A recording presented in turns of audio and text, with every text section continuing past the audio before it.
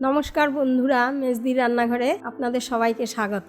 আজকে আমি রান্না করছি কাতলা কালিয়া। আজকের কাতলা মাছটা একটু অন্যরকম পদ্ধতিতে রান্না হবে, তাই টেস্টটাও হবে অন্যরকম। প্রথমে একটা প্যানে জল দিয়ে তাতে আমরা দেব একে একে শুকনো লঙ্কা, টমেটো, কাঁচা পেঁয়াজ।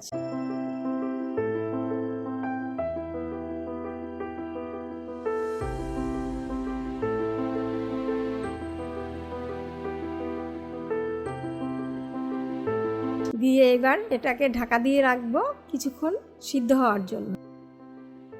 অন্যদিকে আমরা মাছগুলোকে লবণ, হলুদ, শুকনো লঙ্কার গুঁড়ো মাখিয়ে নিলাম।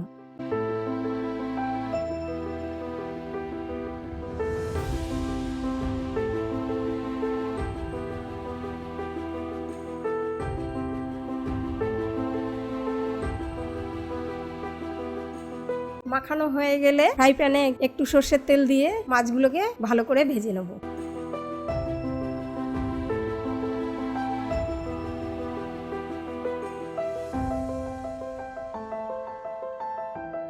মাছগুলো ভাজা হয়ে গেলে এবার ওগুলো তুলে রাখছি। এরই মধ্যে আমাদের পেঁয়াজ, টমেটো, শুকনো লঙ্কা সিদ্ধ হয়ে গেছে। এবার এটাকে মিক্সিতে দিয়ে ভালো করে পেস্ট করে নেব।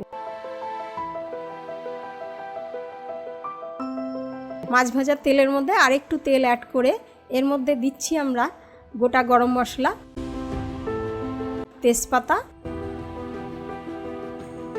আর অল্প জিরে। তারপরে এতে দিচ্ছি আমরা পেঁয়াজ কুচি,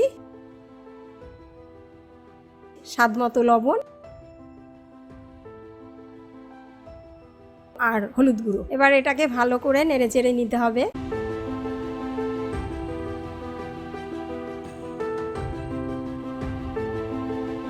পেঁয়াজগুলো ভালো করে ভাজা হয়ে গেলে এর মধ্যে দিচ্ছি আমরা পেঁয়াজ টমেটোর পেস্ট।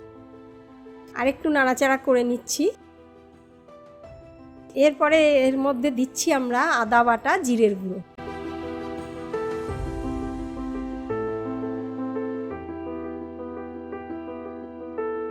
এরপরে এর মধ্যে দিচ্ছি আমরা মিক্সি ধোয়া জল আর পরিমাণ মতো জল দিয়ে দিচ্ছি।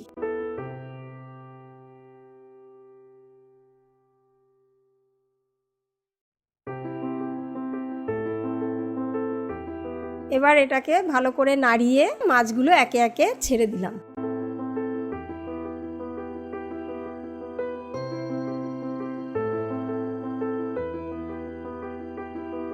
এবার একটু ঢেকে রাখতে হবে ফুটে ওঠা অবধি। ঝোলটা ফুটে উঠলে এর মধ্যে দেব আমরা গরম মশলা গুঁড়ো। আর একটু নাড়াচাড়া করে নিলেই রেডি আমাদের কাতলা কালিয়া। এভাবে একটু অন্যরকম পদ্ধতিতে রান্না করে দেখুন, খেতে ভালো লাগবে। এই রকম রেসিপি পেতে চ্যানেলটিকে সাবস্ক্রাইব করুন, ভিডিওটি লাইক করুন আর শেয়ার করুন। ধন্যবাদ।